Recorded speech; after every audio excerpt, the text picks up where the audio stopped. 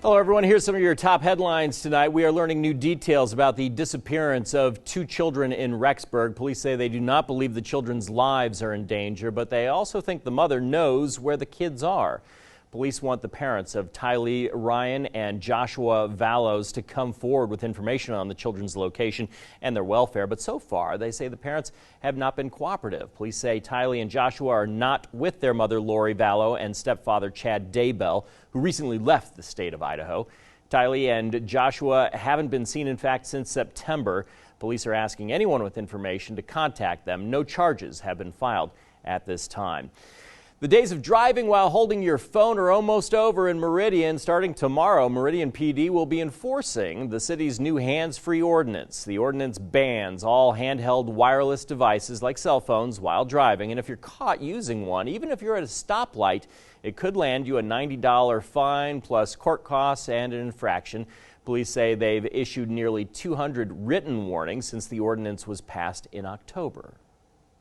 Our officers routinely pull people over for being distracted by their cell phone, and they know that just by following the person. And all the drivers on the road know what I'm talking about. It's the person who's going under the speed limit on Eagle Road or misses a red light or misses a green light even.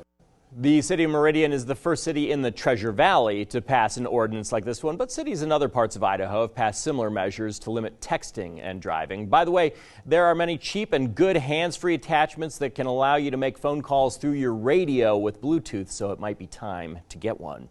Medicaid expansion is set to officially start tomorrow, but not nearly as many people have signed up under the expanded coverage compared to the number of those who are actually eligible. About 52,000 people out of an estimated 91,000 who meet the requirements are currently enrolled in Medicaid. State officials are expecting more people to sign up, though. Idaho voters approved Medicaid expansion last year, but this year lawmakers added some restrictions requiring 5 waivers from the Centers for Medicare and Medicaid Services. Now, the federal officials have yet to approve that requested waiver issue, but state officials say that likely isn't a big factor anyway on the lower number of signups. Now, the On Your Side forecast. Well, in weather, we are seeing a pretty mild end to 2019, but we will see a very active start to 2020. We hit 40 degrees in Boise with cloudy conditions throughout the day. 38 degrees this evening with a light breeze out of the southeast at 13 miles per hour. We are starting to see some precipitation moving into some areas of the western Treasure Valley, and that winter weather advisory is now in place for most mountain locations across central Idaho, where we are expecting 6 to 12 inches of snow over the next 24 hours. That will stay in place until Wednesday, 11 p.m. That's when we'll really start to be drying up, but quite a bit of precipitation is expected to move through overnight tonight in time for New Year's Eve celebrations at midnight and through the day on Wednesday.